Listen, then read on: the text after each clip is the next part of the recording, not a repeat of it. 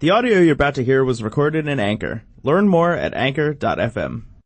All right, welcome back to the Alexander Schmidt podcast. This is episode 008, Introduction to the Iliad, Part 2. Last time we spoke, I talked a little bit about the introduction to the Iliad, but not the actual beginning of the text. I talked more about the national character of both the Trojans and the Achaeans, and the fact that you can't really ascribe a national character to them yet, because they're not yet conglomerated into the abstraction of nation state in the same way that, say, a United States of America or a Russia or a China might be.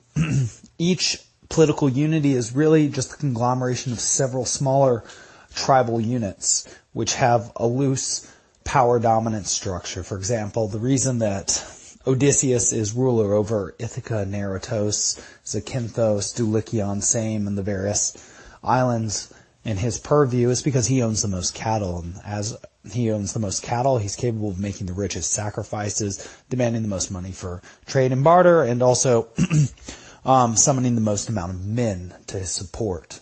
And so that is what makes for leadership. Therefore, the greatest leader of the Achaeans is he who commands the most cattle.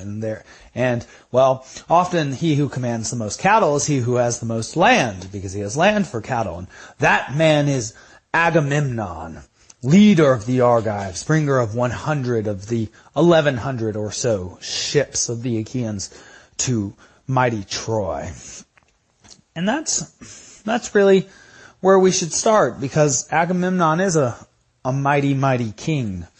And though, as my students have often said, he sometimes lacks courage, and he can be easily disheartened, he will be contrasted to the great hero on the Achaean side as well, named Achilles, sometimes known as Achilles due to the Romanization of his name. But you should know that Achilles is how his name would have originally sounded.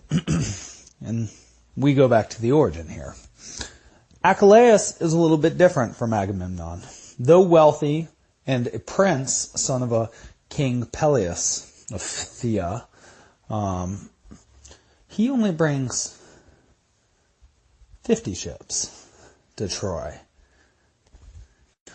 And though Achilles has other gifts that Agamemnon does not have, he is the most beautiful, the strongest, the fastest of the Achaeans. He is the son of a goddess named Thetis, which is a high distinction, shared by some Achaeans and Trojans as well. And we'll talk about exactly what that means to be half divine in the context of the Iliad.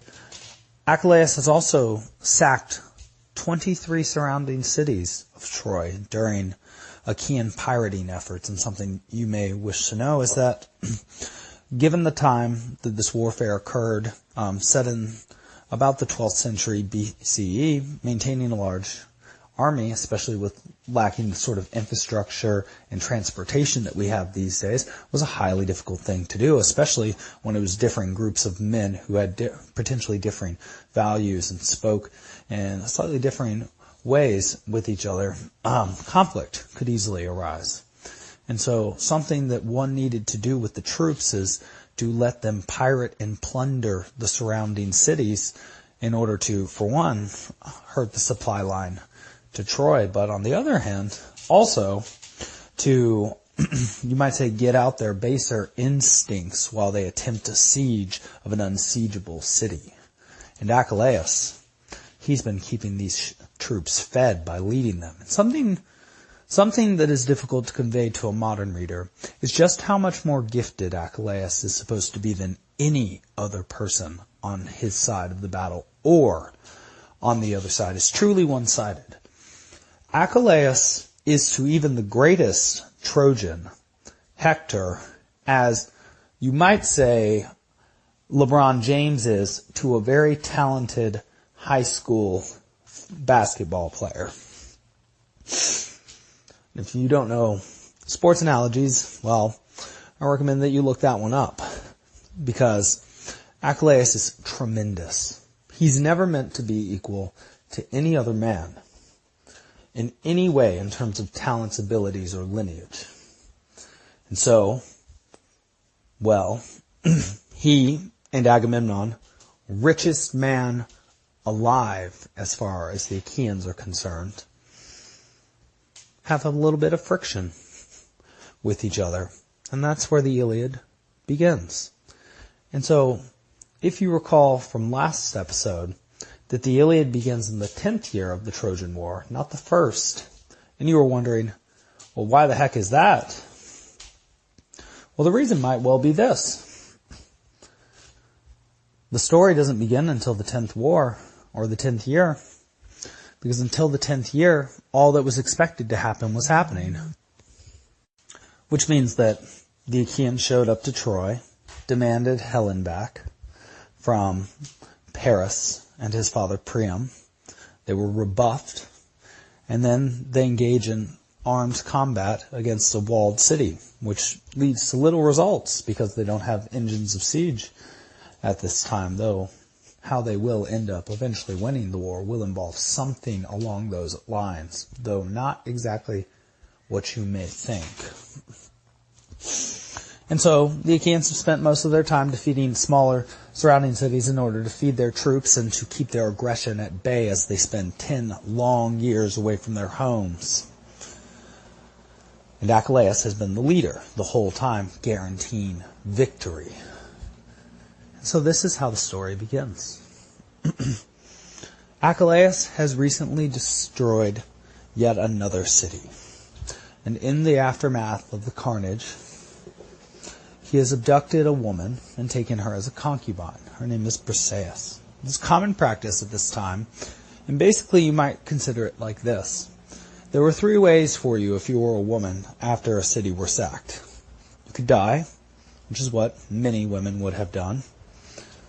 You could be a slave, work in the house, or you could be a concubine, which meant that you were essentially something like a slave wife during battle expeditions who might be taken home and integrated into the household as a slave after the war, which would have been the hope of many. And so, though a terrible fate by our standards being enslaved, in terms of what Briseis could have expected, this was not the worst thing that could have happened to her, though terrible things certainly have happened to her. And so her father, who was a priest of Apollo, the far-shooting god of light, archery, athletics, music, comes to beg from Agamemnon his daughter back, brandishing not only his seal as a priest of Apollo, but also bringing ransom for his daughter. And this is common practice at the time of the Iliad, and if you read the text, you'll see it mentioned several times, including a couple times we'll talk about that are very famous, largely because they're funny later on in the text. But to pay a price to return somebody was common practice amongst the nobles. Something that you will notice when you read this text is that often men would capture men of noble lineage to sell them into slavery for payment, and sometimes to sell them directly back to their home for payment. And also, often when the nobles kill men, they'll strip them of their armor. Why will they do that? Well, because armor equals honor as far as we're concerned. Here it's time. It's the more stuff of value that you have, the more valuable or rich or wealthy you are. It's very similar to now. And you gotta have the new cool thing, except for in this case, it's usually the old, very well made thing, which perhaps it still is in this day and age, seeing as we are talking about the Iliad, which is about 3,000 years old this time, fairly old in terms of the literature we know. And so, Calchas bravely approaches the Achaean camp, is granted entrance, and given an audience with Agamemnon in front of the Achaean people. Now, potentially, it's because Agamemnon is a foolish leader, and that being in front of his men, he feels the need to make a show of power like a tyrant, rather than a show of wisdom, perhaps thinking such a show might be seen as weakness. Even though when Calchas, or excuse me, not Calchas, but Briseis, Chrysis, as Chrysis, I apologize if I called him Calchas earlier, as Chrysis approaches Agamemnon offers him ransom, shows him his rank as priest, and begs for his daughter back. All the men of the Achaeans shout out their approval to Agamemnon. They say, that sounds like a great idea. Do it. That's justice. That would be very wise. Also, being as the gods are very much active influences in the Iliad, though not all humans seem to be equally aware of this, Agamemnon scoffs at the offer. He rebuffs Chryses. I don't know why I keep calling him Calchas. That's an Achaean prophet. And he says to him, go away, never come back, for if you do, not even the brand of the god will save you. And so Agamemnon goes against the will of his people, insults the priest of a powerful god who happens to be the most powerful god supporting the Trojan side. Something we'll soon talk about is that the pantheon of Olympic gods are divided essentially in half alongside Trojan and Achaean lines. There are three Trojan gods, or three gods in support of the Trojans: Ares, Aphrodite, and Apollo, and we'll talk about their specific reasons for showing their support there. And the gods on the Achaean side are Poseidon, Hera, and Athena. But for the first half of the text, it will mostly be Athena doing the work and Hera hatching the plots on the Achaean side. And we can talk about why that is too soon. So as Chryses disconsolately walks away, having failed with his good and noble plan to get his daughter Chryseis back, he does what he has recourse to. He prays to Apollo, and he prays that a curse be laid down upon the Achaeans for their insolence towards the light-bringing god. And so Apollo, hearing Chryses, and this is something interesting about the Iliad, occasionally the gods will hear individuals and heed their prayers. Occasionally they will hear their prayers and they will do nothing. They will turn their heads. And occasionally the gods will even enter down into battle amongst the men in the form of men. And sometimes they'll simply guide the action of the battle, sort of like a spirit. And even sometimes they will afflict the emotions or the hearts of the Achaeans and the Trojans and turn the tides of battle. Mostly Zeus will be doing that sort of thing. And we'll explain why it would be Zeus, because he's the principle of order and society, one might say. Hera, of course, is Mother Nature. And them married together, well, that's where all gods and men come from. And so Chryses prays to Apollo, and Apollo takes out his silver bow, and he afflicts the Achaeans with plague. How does he do this? Well, one of the epithets that's used very rarely for Apollo, and is specifically used here, is Smintheus. And though not agreed on by all scholars, a very tentative etymological attempt at Smintheus is that it means something like rat in ancient Greek. And so, how is it that Apollo, being referred to as rat, might afflict the Achaeans with plague? Well, you might understand it like this. When Apollo uses his silver bow, is he shooting during the day or during the night? Obviously during the night, silver the color of the moon. What happens during the night? Well, bugs and all manner of animals come out that aren't awake during the day, especially vermin. And so the idea might be that rats infiltrate the Achaean camp. And you might imagine that this could be because of the amount of dead flesh that's around there after 10 years of war, even though they do burn their corpses. And who knows when the last time was that they did that. We'll hear about that happening very early in the text. And so, from the rats, spread the disease, potentially, to the animals, to the cattle The cattle are the ones from the text we know first to have caught the plague, and from the cattle, seen as these are heroic Achaeans in an epic tale, they eat meat in every meal. Though people at that time would have mostly eaten various seafoods, mostly things like many sorts of fruits, which were more plentiful and less expensive than meat, which was so expensive that it was considered holy and a sacrifice even to eat it. And so, of course, the heroes during the Iliad, in every meal they will both drink wine and eat meat, which even to this day I would say is a mark of an esteem-worthy life, a worthy life. Steak and wine. So,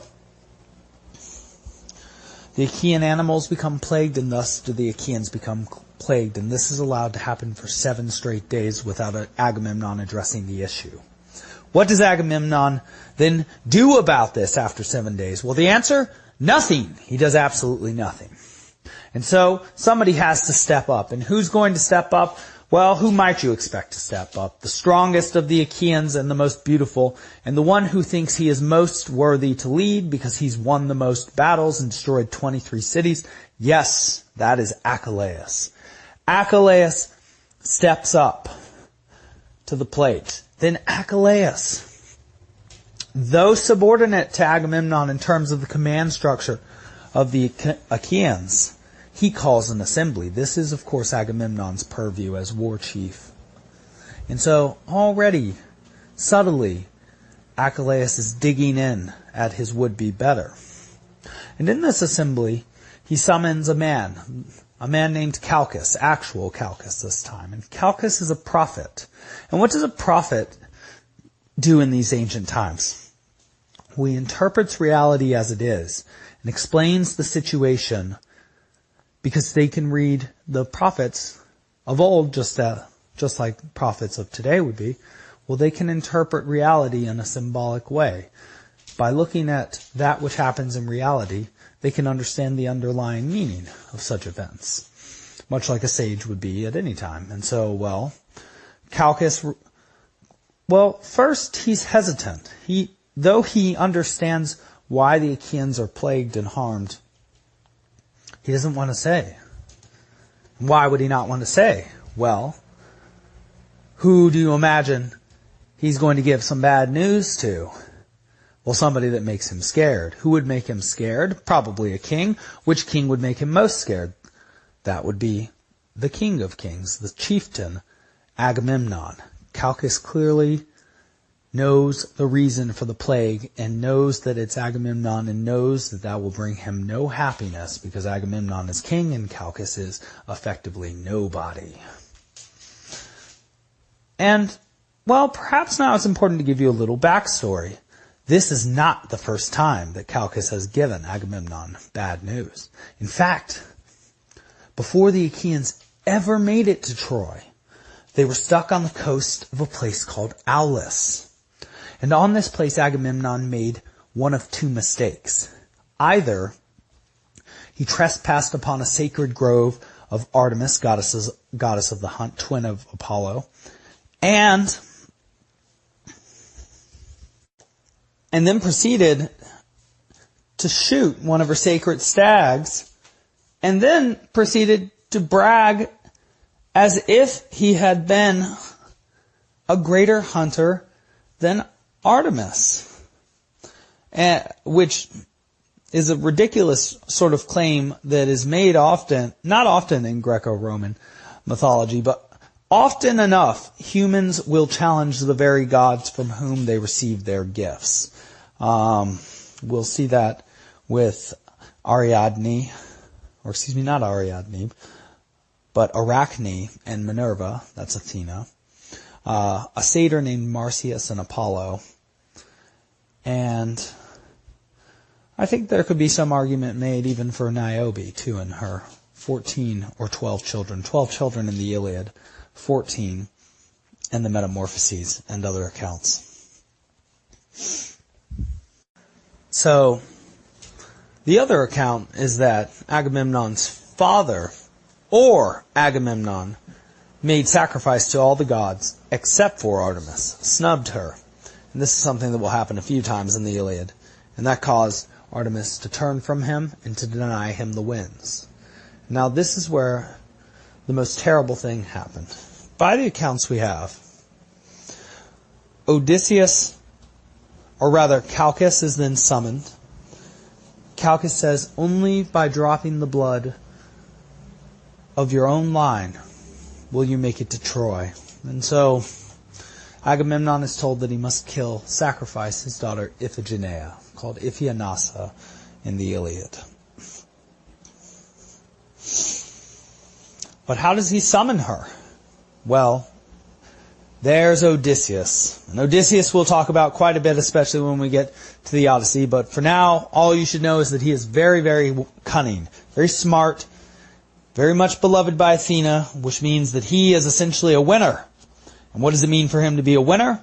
It means for him to do anything that it takes to win, and to use his intelligence in the service of that desire. So, Odysseus came up with the idea that the Achaeans would summon Iphigenia as if she were going to be married to Achilles before the war.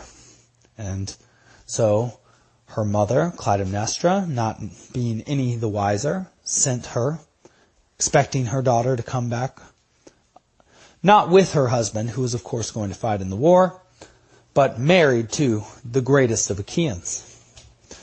Well, she was in for quite the shock, because when Iphigenia made it to Aulis, she was let know that she would be sacrificed. Depending on the account, she either nobly accepted this, or looked at her father with doleful eyes. And, again, depending on the account, either she was sacrificed, which I think is likely the original account, but the slightly censored version might be that a deer replaced her, and you might understand the meaning of such a story to be how sacrifice mimics the age of civilization and the degree of civility that a people have. That we move from, say, human sacrifice at one level of civilization, eventually to the more abstracted sacrifice of animals, just as we move from, or so we have documented in a few of our southeastern islands, cannibals moving eventually to domestic agriculture sort of cultures, not eating humans and moving on to animals, being the point there. So, Agamemnon was called upon to sacrifice his own daughter, even in order to get to Troy. And he chose to do so. And the news that was given to him, the person who told him that this is how it had to be done, was Calchas. And so Calchas is already on Agamemnon's bad side. And so when he speaks forth this time, well, Agamemnon's going to have even more reason to hate him. But before Calchas speaks, Achilles redresses his doubts. He says, Calchas, no matter even if the Lord of all men, Agamemnon, be the one you speak against, do you need fear any harm coming to a hair on your head? And so, this is the second dig Achilles has made at Agamemnon. Conflict is brewing. Calchas gives his news. I have read the signs, and this is the situation. Agamemnon has angered Apollo, and in order to expiate his sin, in order to remove the plague from our men so that we may fight again at full strength, he must give his concubine, recently captured, Chryseis, back to her father, Chrysis, priest of Apollo. At this, Agamemnon, perhaps showing his colors as a leader, flies into a rage, calls Calchas a cursed prophet, bringer only of ill news. And he essentially throws a temper tantrum. Achilles, disgustedly looking on at this, then insists that Agamemnon get on with doing the thing that a leader ought to do in order to help his people and his troops, who are all there in the service of him, in the service of his brother's wife, who they are fighting to return. So, this is when Agamemnon decides that he's been pushed just a little bit too far. Being confronted with this bad news from Calchas publicly, and having Achilles demand that he return his prize that was given to him to Chryses, even though it will cure the plague that's afflicting the Achaeans. No. This will not do for Agamemnon. He makes a demand. He says, if I am to give up my concubine, I will not be the one man to give up his treasure from the recently sacked city. No. And the recently sacked city is Theba, where Etion was king and father of Andromache, Hector's wife. And Agamemnon says, no, there will be another concubine given to me, and another man will go without his. Selfishly demanding what he doesn't need. And one thing you ought to note is this is not Agamemnon's only concubine, by the way. He has many concubines. In fact, later on in the text, a gift will be offered from one Achaean to another, including something on the order of 30 total women. 7 of whom I'm fairly certain were already in the service of Agamemnon. So there is no shortage of concubines at this time. However, Achilles responds, there is no surplus of concubines. All have been given to men. None are sitting around in a pen, ready to just be given to you, Agamemnon, he says. And so Agamemnon says, okay, yeah, I get it. Well, since there are no extras sitting around, I'll just take yours, Achilles. Boom. Here begins the conflict that begins the Iliad. This has been the Alexander Schmid podcast. Please subscribe. Please share. Please respond. Please comment. And, well, I'm really loving doing these, and I can't wait to talk about more. Look forward to the next episode, and we'll talk about the denouement of the original conflict, which starts the national, or the first great epic of the Western civilization, and the national epic of those who would become Greeks. This has been Alexander Schmid. Have a wonderful night. Alright, welcome back to the Alexander Schmid podcast. This is episode 009, Introduction to Homer's Iliad, Book 1, Part 2. Yesterday I didn't have access to my notes, so today I do, and so I'd like to make a couple additions to what I said yesterday. So, when we started off talking, we were talking about the fact that Agamemnon had rudely dismissed a character, Chryses, a priest of Apollo, from his company, rudely denying him ransom and trade for his daughter recently collected from the town of Chrysa. Because of this, Apollo sent plague on the Achaeans, and the Achaeans, after 7 days of nothing being done by their leadership, eventually have an assembly called by Achilles, not by Agamemnon, the leader of the tribes, the general, the war chief, the king as far as we're concerned. So, Achilles calls this assembly. Agamemnon is present. Achilles asks for somebody to say something. Calchas steps up. He's their prophet. That means he understands reality well. Calchas says he doesn't want to say what he has to say for fear of someone of superior rank harming him. Achilles says, you need not fear that. Achilles can back that up, and that's clearly a dig at Agamemnon, and in fact he explicitly says that. He says, even if the man who calls himself greatest of the Achaeans be the man you speak of, then, well, you still need not fear anything. Clear dig at Agamemnon. So Achilles and Agamemnon, keep in mind they've been sort of in contact for the last 10 years or so.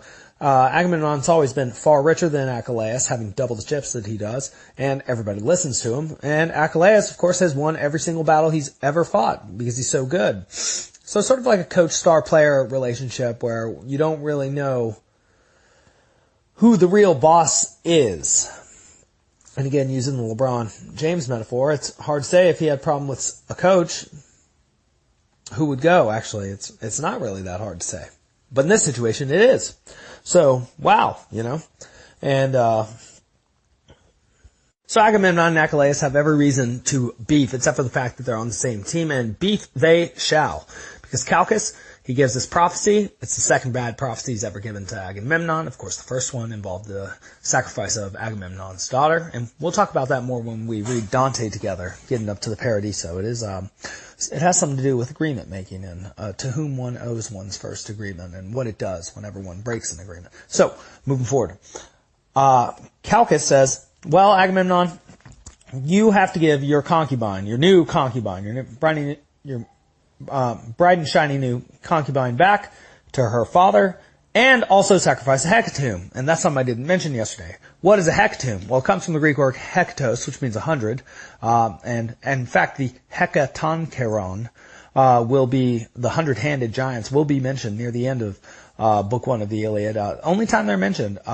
Perhaps potentially primordially stronger than Zeus, and I'll mention why I say that and what they most likely mean. Probably the primal forces of reality, given their 100 hands and 50 heads. So they're very wise, but they're stronger than they are wise, which is perhaps the difference between humans and primal forces, depending on the time and the humans. So Calchas gives us bad news.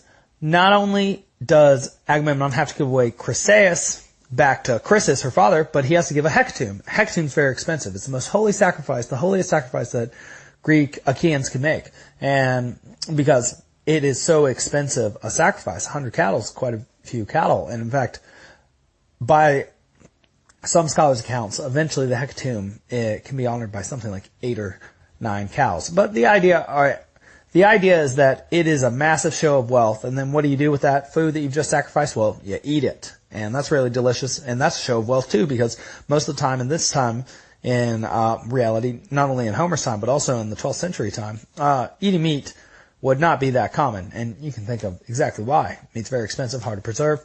If you were in a nomadic society fighting and competing against other people, I mean, when are you going to raise the cattle? And even if you are raising the cattle, you need to have land and you need to have the military resources to defend yourself. So, well, it's incredible the fact that Agamemnon has this many cows that he can just sacrifice when he is demanded to do so. So he's very rich. And he agrees to that. But as I said, he and Achilles then start to sort of goad each other on. So first and foremost, Agamemnon says that, well, Calchas, all you ever do is bring me bad news. And as far as Calchas is really concerned, that's pretty much true for Agamemnon. The second thing he says is, man, and this is a real no-no, I love Chryseis, my new concubine, even more than my wife. I find her in no way inferior in terms of stature or intellect. And well, Agamemnon seems to actually be expressing, at least in sarcasm, some sort of concern for his current concubine. It's unclear whether his tone is joking and sardonic or he's being honest here. But in either way, he's being annoying and a poor leader, and that he's coming up with excuses to not do what he knows that he needs to do. And so Achilles rightly calls him the greediest of men, and that really shows Achilles' opinion of Agamemnon. Essentially, he's saying, the only reason you are above me, and the only reason we're having this conversation at all, is because you have so much wealth, because of your enormous greed. So Agamemnon will have a nippy response right for Achilles too. Because Agamemnon says that he needs a new prize if he's going to give up his prize, and, well, Achilles just keeps arguing with him, and so, well, Agamemnon says, I'll just take your concubine Briseis, whom you just took from Chrysa. Now Achilles, fairly, he warns Agamemnon, and he says, listen, buddy, I'm not here because the Trojans are a threat to me. I am not here because the Trojans have done me some harm. I'm not here because I want Trojan land for myself. I'm only here for prizes and honor. And a concubine, which is this time a possession, is a symbol of honor for him. So if Agamemnon, whom he already has a strained relationship with after several years, dares to besmirch his honor in any possible way, their very feeble connection will be severed. Achilles says he will leave the war effort and not come into council either, so he will lose his mind and his strength. The Achaeans have no idea how much they need him. All their success has been predicated on his presence.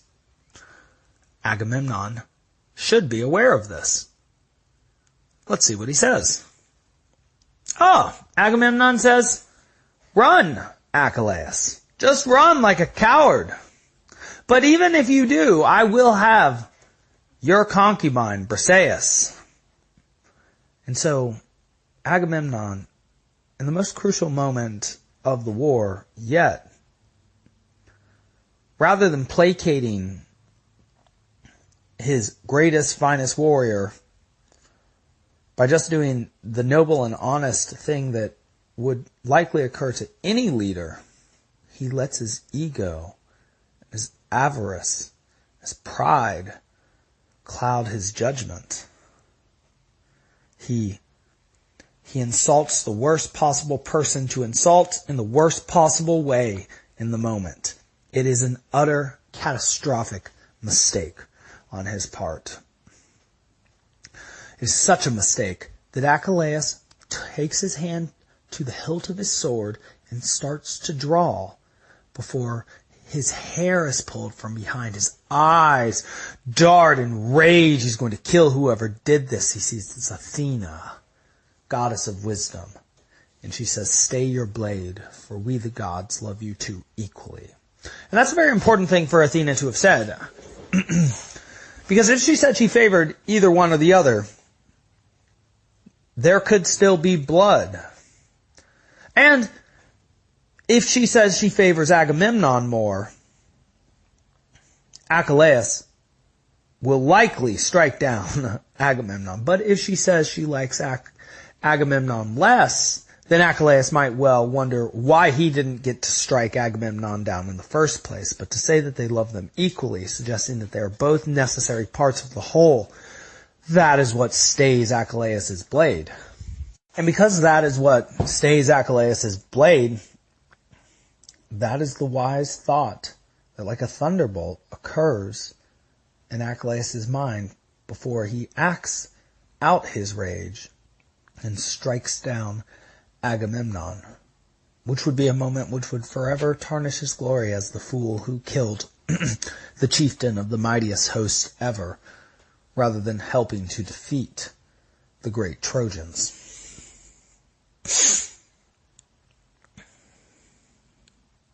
And so then Nestor, the wisest of the Achaeans, steps in. And he says something that we would not expect to hear. He says, Achilles, though you are far stronger than Agamemnon, very important that he emphasize Achilles' virtues, especially the true virtues of him, Agamemnon commands more men, and therefore is greater. Boom. That's a major moment in the creation of Hellenic culture. Because that's the transition from a model of leadership from brute strength, as Heracles represents with his club, which is a weapon indicating the use of brutal force without necessary skill. And so Achilles sort of, in a way, though more eloquent than Heracles, is similar to Heracles in that he is predominantly physically gifted. But what gives Agamemnon his strength is not strength at all, though he is a fairly strong warrior, nor wisdom, nor even leadership capability. Uncritically stated, we might say, because obviously he has acquired the wealth he has. Agamemnon commands more men. That means more men follow him. That means the larger body of individuals usually defeats the smaller body of individuals, and that this collection of individuals had realized that.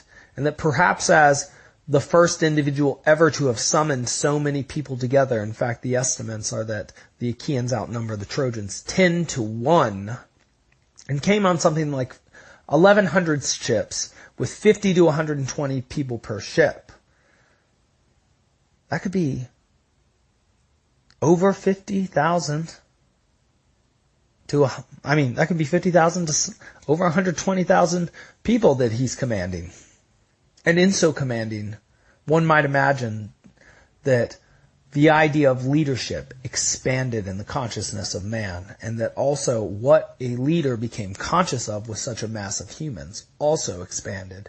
And so when the gods say that they love Agamemnon equal to Achilles, that's because he is bringing into consciousness, into their purview, something that they have never seen before, and they want to see how he operates.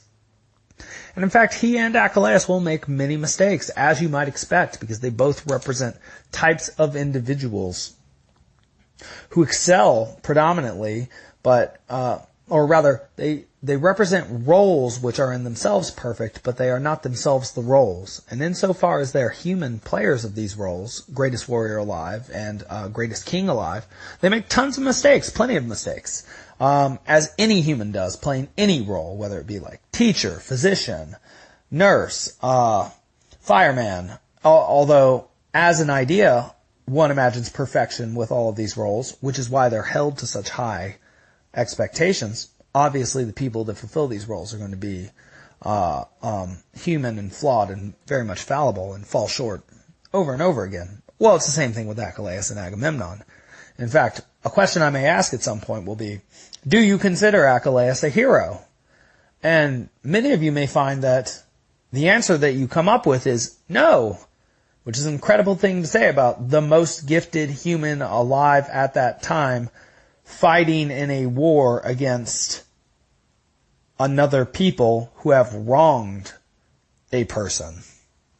And so, well, there we go.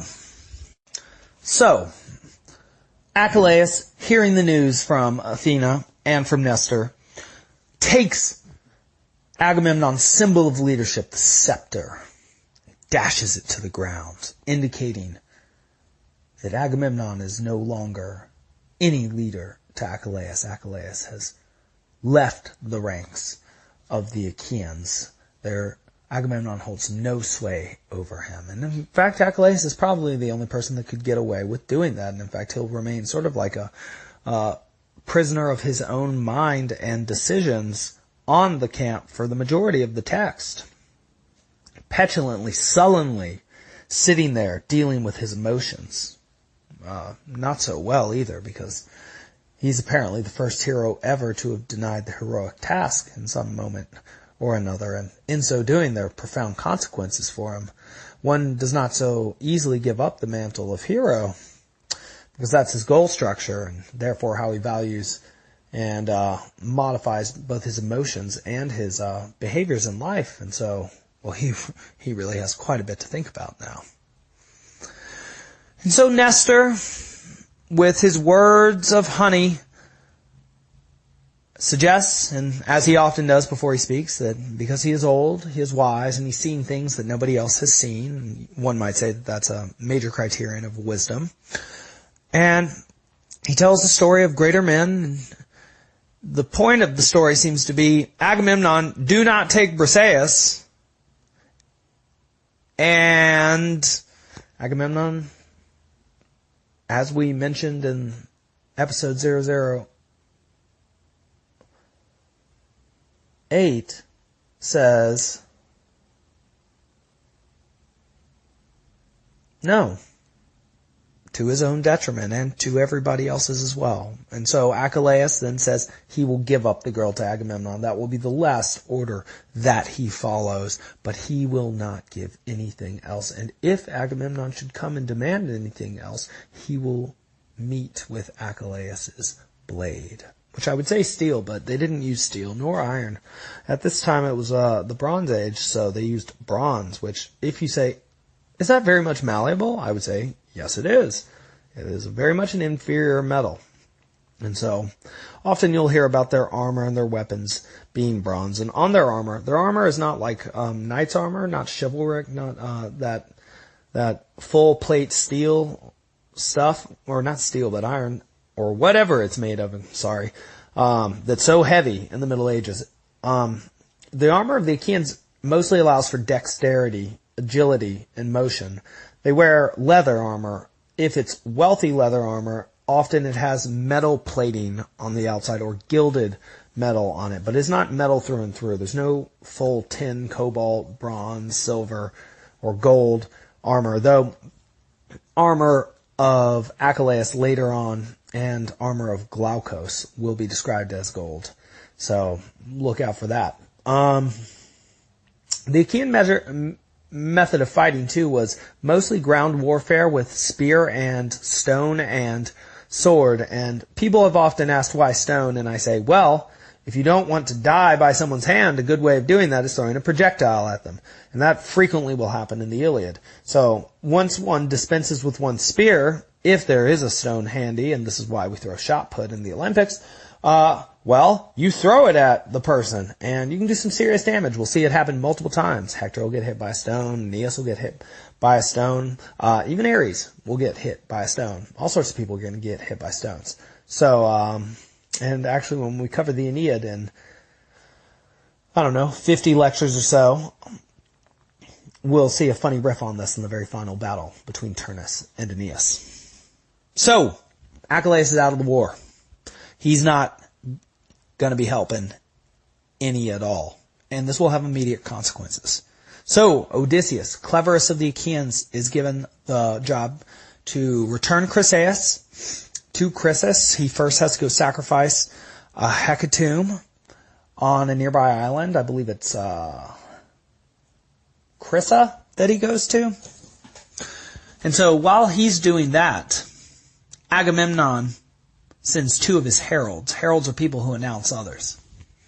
And now, as these two poor heralds, Talthybius and Eurybides, approach Achilles' tent, one might imagine their terror. They're two lowly heralds. Achilles is the greatest warrior alive. And he is furious. And yet Achilles shows us differentiation of character one might not expect.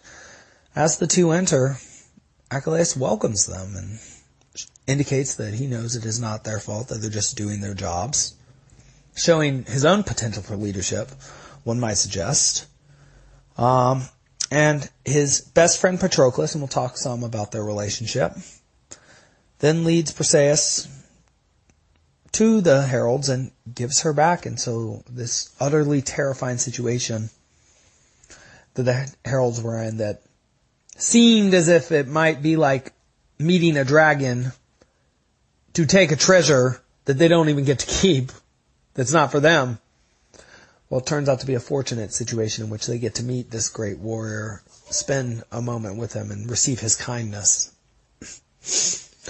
Which is not the sort of interaction one single Trojan will ever have with Achilles. And so that's sort of interesting that those on his side, even while he is not happy with his side, receive his kindness, just as those who we will see on the battlefield laid on in the book receive his utter hatred and the full force of his strength. And so something we ought to know about Achilles is that he is a bit of a mother's boy. And what do I mean by that? So, he's raised by his father Peleus, and then in certain traditions he's then raised by Charon the centaur, who teaches him the medical arts, how to hunt, how to fight, how to hold a spear, all manner of athletics, how to speak as well, and he does speak very well. In the Iliad, it seems as if actually the person who does this is a character named Phoenix, who will be introduced in Book 9 during the assembly to Achilles. But regardless of any of that, Achilles doesn't really grow up with his mother because there are multiple accounts that his father, Peleus, or Peleus as he's called, freaks out while he sees Thetis immortalizing Achilles, or rather invulnerabilizing, invincibilizing, making invincible Achilles, either in fire or in water, some sort of baptism, and of course we say baptism by fire and water, depending on whether we mean purification as cleansing or purification as burning away. And so, because of the fright that Peleus showed, he showed a lack of trust in his wife, and because of that trust, she forever left him. So Achilles grew up without a mother, and that's something that one might understand being semi-divine to mean in this case, because effectively speaking, you grow up without a parent, and so who could your parent be? It's essentially a god, right? And so one might imagine that that's what having a divine parent does mean, and that it gives one a certain perspective on the world, and that might say gifts, and perhaps Achilles is led to be so strong precisely because of that internal motivation, that nature moving him. But in this case, in the context of the Iliad, his mother did not help to raise him much, but does help him to acquire his greatest possible divine gifts. Later she'll give him armor, and right now she's going to secure him exactly what he wishes for, though he may not wish that he wished for it in the future. So, Achilles summons his mother, and she, a Nereid, daughter of Nereus, amongst 40 others or so, comes out, this time alone, from the ocean, not the ocean, the sea, sorry. And she says, "My son, what's wrong?" And he essentially summarizes Book 1 and says what's been happening, and that Agamemnon has been most unfair to him. And she bewails her poor son, so filled with misery, though he lives so little time, and I think that's so brilliant that Homer has that in there. Because what is that lamentation but the lamentation for us all? That we live for such short lives. If only we would play our roles with happiness and joy, we would do so much better than if we allowed resentment and misery to enter our spheres. That it does seem to be us, humans, who cause our own misery. And in the Odyssey, that will be the first thing that Zeus says in the first 40 lines or so. It might be line 37 in the Lattimore translation. So, Achilles makes a request of Thetis, a request that he will come to regret in the future. He says, "Mother, if you, as you have often said to me, truly do have a favor owed you by Zeus, ask him thus for me. Do harm to the Achaeans while I am absent from them, that they might know the consequence of trifling with my honor." Thetis is none too happy about this request, already knowing the ill consequences that it will surely lead to, and the greater misery that Achilles will suffer because of this. But she of the silver feet, like a thought that leaves not a mark as it moves, traverses up to Olympus. On Olympus she meets Zeus, the great father of the gods and man.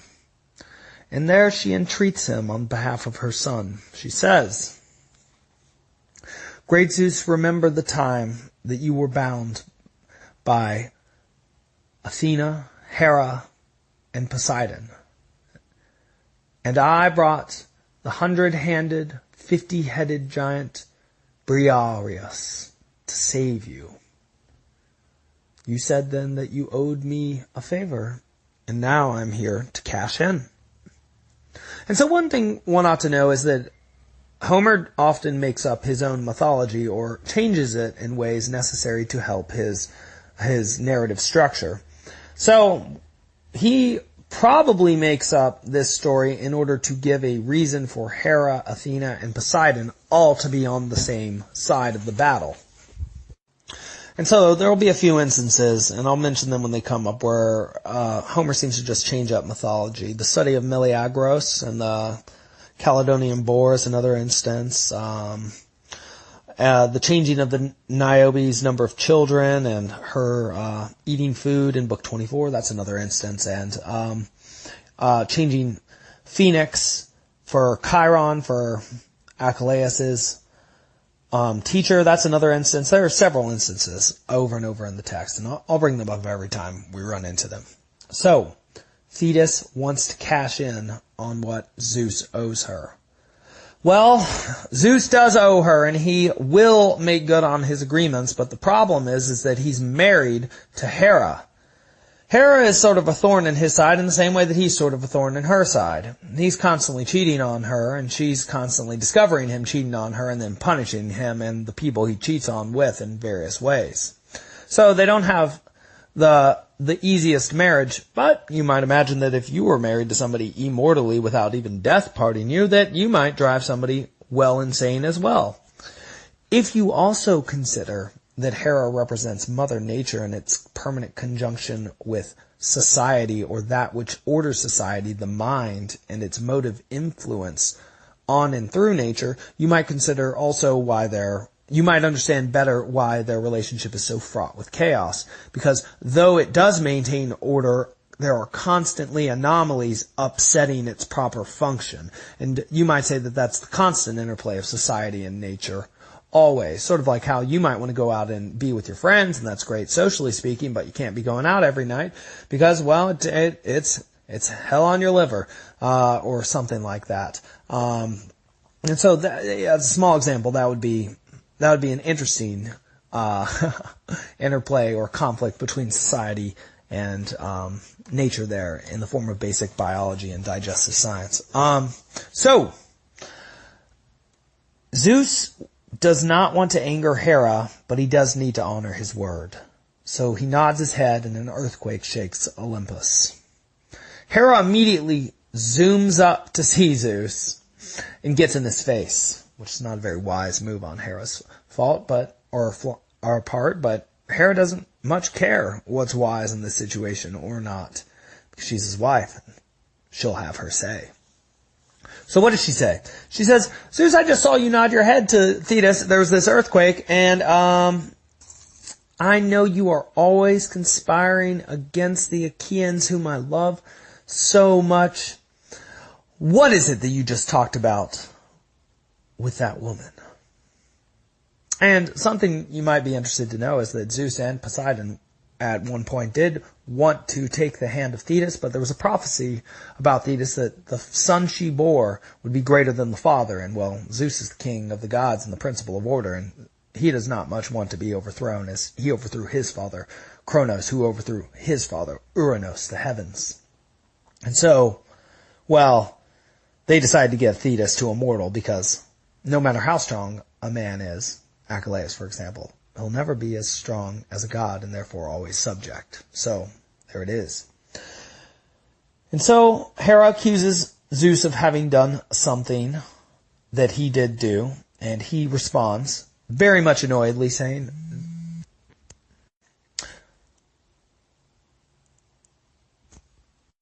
Listen, Hera, if you don't get out of my face, this is a paraphrase, of course, you will never be further from my heart than you are now, instigating and getting in my business. In fact, Hera, and this is a little closer to the original, some of my thoughts are just too heavy for your head. And so, how about this? How about I tell you the things that I need to tell you that you can understand when I choose to tell them to you? Hera does not much care for this sort of response. However, something mediates between them, and you might imagine that this is what mediates between society and nature. It's Hephaestus. And he bumbles along because he has a limp limp leg or shrunken legs, and that's either a birth defect or comes from having been thrown off of Olympus either by Hera due to having been ashamed of him, or by Zeus. which is slightly more likely because it's mentioned multiple times within the context of the Iliad. Hard to say which account Homer would agree with. But art mediates between society and nature. What do I mean by art? Hephaestus is the god of crafts and craftsmanship. And in fact, he has built all the Achaean homes. And in fact, he's built his own workshop where he makes armor and swords, all the tools of man. So he represents the art of man. He even uses fire. His name in the Roman tradition is Vulcan, from which we get volcano. So he is the potential force, or the power, energetic force of human creativity in the world, given form. And so, boom, that's what he represents. And why he's imperfect is because human art is always imperfect in its mediation of society and nature, and all things that we produce, as they're mixed with material and subject to entropy and soon to fade, and also come from our limited perspectives, tend to be flawed. And so Hephaestus is flawed as well. And so what does he do? In order to placate all the gods and make things easier, he suggests to Hera, he says, "Mother, do remember last time you and father fought. What happened is I tried to get between you two, and he threw me off Olympus." In fact, his fall off Olympus, which took a solid day and took him 9 years to recover from, while being cared for by Thetis and Eurynome, well, that's actually why Thetis is owed another favor by Hephaestus that she'll cash in on later for some nice armor. Well, that is the fall on which Lucifer's fall is based in Milton's Paradise Lost, which we'll talk about in some time from now. And so he then fills up the cups of the gods, and the gods, indicating their immaterial nature, they drink nectar and eat ambrosia, not in the way that we do, but some sort of golden nectar and some sort of ambrosia. It's not real food. And so, or rather material food, the way that ours is. Of course, they smell the meat that gets sacrificed to them, indicating something of a sophisticated understanding of what they must have been to the Greeks. And so, all the gods, as Hephaestus is bumbling about carrying the drinks in order to placate his parents, start to laugh at him. And I always think that that's sort of a funny or a sad moment, because they laugh at him because of his imperfection, because they are perfect.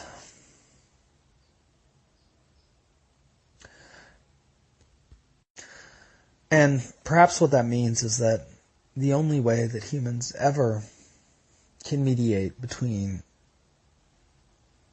order and chaos, or society and nature, and live a meaningful existence is by bumbling about and doing their best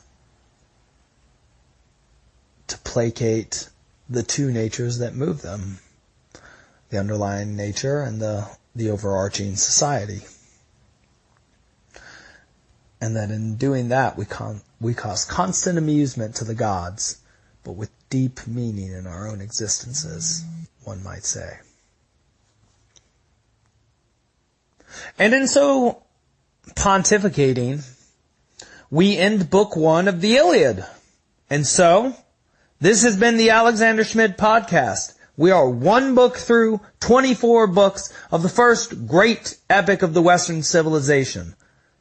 Stick around and look forward to Podcast 10 coming up soon. Please share, subscribe, comment, call in. I look forward to hearing from you. The audio you just heard was recorded in Anchor. Learn more at anchor.fm.